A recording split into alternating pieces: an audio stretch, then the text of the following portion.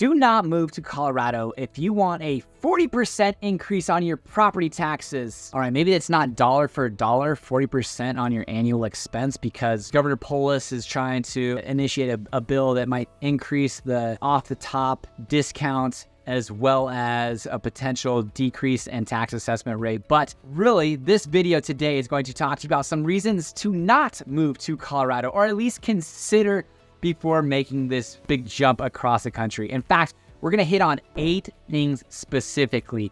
Speaking of which, we are going to jump in with the cost of living, because property taxes are part of that cost of living. Insurance, gas, hotels, or well, not hotels really, renting, buying, utilities, food, things of that nature. And Colorado as a whole comes in at 5% higher than the national average as far as cost of living goes. And really the lion's share of that 5% comes from housing, which on average is 21% higher than the national average.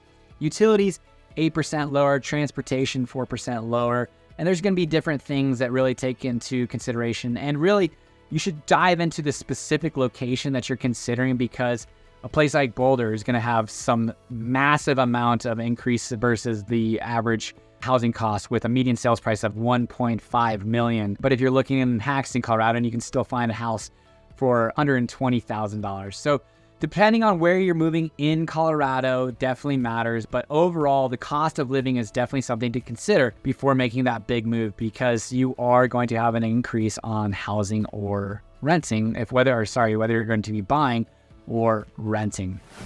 Number 2, Colorado has been super popular over the last century, and our population has ballooned to a point where we really are seeing some pretty decent traffic on I-25.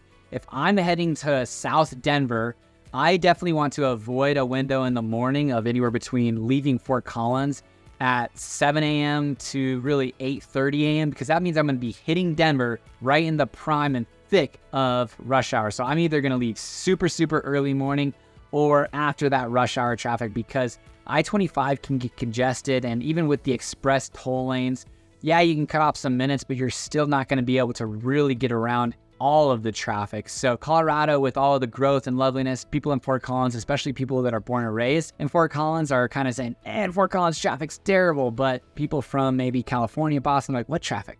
So perspective is important, but traffic congestion is definitely something to consider. And it's probably only gonna get worse because the cost and infrastructure and time it takes to build out an interstate and freeway is just very long. And it just always seems like they're a decade behind where they need to be. So traffic congestion. All right, what about altitude sickness? We are the Mile High City. And if you're coming here for a lifestyle change, you want to get outdoors and ride your bike and go hiking and things of that nature, but you're coming from maybe Miami, Florida, where there's absolutely no elevation, it's going to take some time to get used to. But you might experience some headaches and nausea from we're a mile high above. The air is thinner up here, and if you get here and you land for the first time and you go for a hike on Long's Peak, you are probably going to feel it and feel it pretty bad. So make sure you are hydrated, well rested, but sometimes those altitude sicknesses can carry on for a decent amount of time. We actually just bought a house for some clients out of Chicago that did not want a 2-story because they did not want to climb the stairs, because man, even after a year of living here, it was still just tough to get used to. So make sure you're taking into consideration, we are a Mile High City. The air is thinner here, and Olympians come and train in Colorado Springs and different areas because it's more difficult to breathe. The lung capacity can increase the more you are here. And number 4, weather variability. This is Colorado, and there's kind of a joke that's like, it could be sunny in the morning and thunderstorm hailing in the afternoon, which is very possible. And June specifically was just an extremely wet month. We had one day in Fort Collins where we reached 2 inches of rain, which was the most that we had since 2017 in one day. We didn't have much flooding because it was kind of just like long and drawn out and consistent throughout the day. But this year, our spring had no wind really, which, knock on wood, hopefully we don't have any more. But last year was extremely windy. This year we had a really crappy freezing winter where it was 3 days of freezing temperatures for extended period of time. And last winter, Colorado had a very mild, temperate winter. So plan to have 4 distinct seasons. And if you're not okay with that, or if you're just like, hey, at least we can deal with this type of winter, well, maybe this winter was mild and next winter is going to be really harsh. Or this summer was the best summer of all time and the next summer just kind of sucks. If you're here long enough, overall, we're going to have some amazing sunshine and the weather very is apt to outdoor lifestyle, but there are seasons and times that make you reconsider.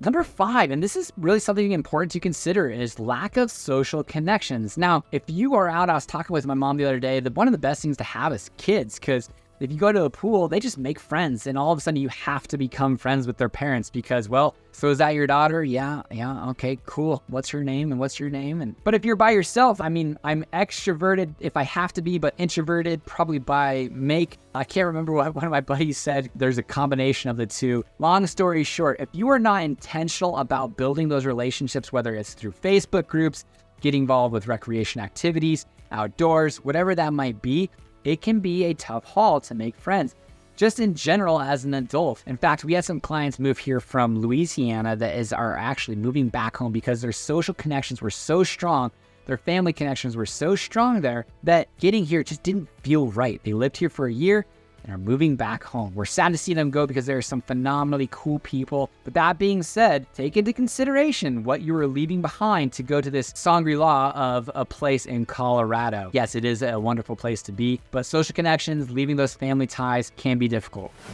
Number 6, job market opportunities. We definitely have a lot of college graduates here, DU, CU, CSU, Colorado College, among many other great smaller, secondary type schools, private institutions. So while we have, good tech scenes in Denver and in Boulder, okay tech scene in Fort Collins, a lot of oil and gas in Weld County that you can look at, it is going to be a competitive market because we do have a lot of young people graduating very skilled that are going to be going and looking for those jobs after graduation. So if you're coming here with a remote work position, be at least cognizant of what other opportunities that regional location within Colorado has, so that if you choose to leave or are forced to leave, unfortunately, you have opportunities and you're not just kind of like, what do I do now? All I have is this skill set, and there's absolutely none of that in this area. Take into consideration the job competitiveness here in Colorado.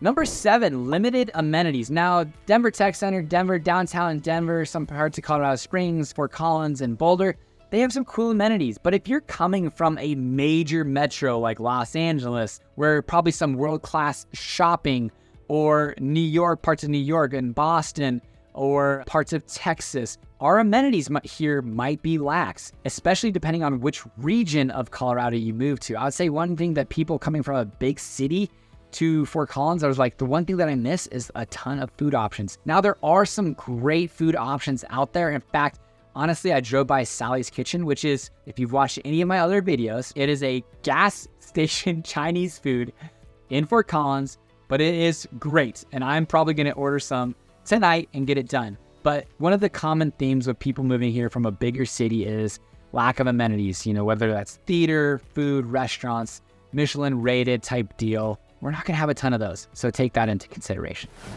And finally, number 8, take into consideration, what are your long-term goals? Does Colorado fit into that? Or is it just maybe a place where you are, it's just a short stop? We had clients move here just for a few years through their residency, and they're going to move to Hawaii for a few years. And then from there, we don't know where they move. Maybe they move back to Colorado, near Colorado Springs Monument type area. We're sad to see them go, excited to see for their next adventure in Hawaii.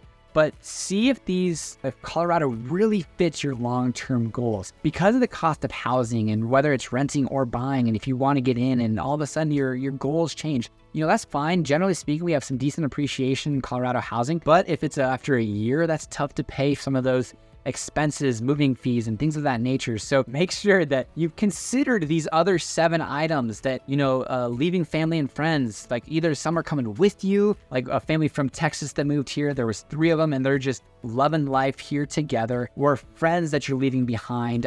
You're able to do that. The job, the atmosphere for the job, the traffic isn't going to be too bad with perspective of where you're coming from to here, and that the altitude's not going to kick your butt too long, maybe short term. So make sure that all of these things check your long-term goals when making such a dramatic move across the country. Of course, Colorado's a phenomenal place with some amazing people, some amazing places to visit, and we just hope to be a stop for you. Or if you're looking at Northern Colorado and Fort Collins as your future home forever, we'd absolutely love to work with you. We are licensed real estate agents, so give us a call, text, or email. If you're looking at buying or investing here in Fort Collins and Northern Colorado, we'd love to help you. Otherwise, we hope this video has helped you and your family and your partner, your spouse, whoever that might be that you're making this move with, understand the situation and understand some things to consider a little bit better. My name is Patrick Soukup. This is the Living in Fort Collins channel. If you've enjoyed the content, make sure to share with somebody. Maybe leave it a like and a comment below if you have any questions. But otherwise, until next time, take care. Bye.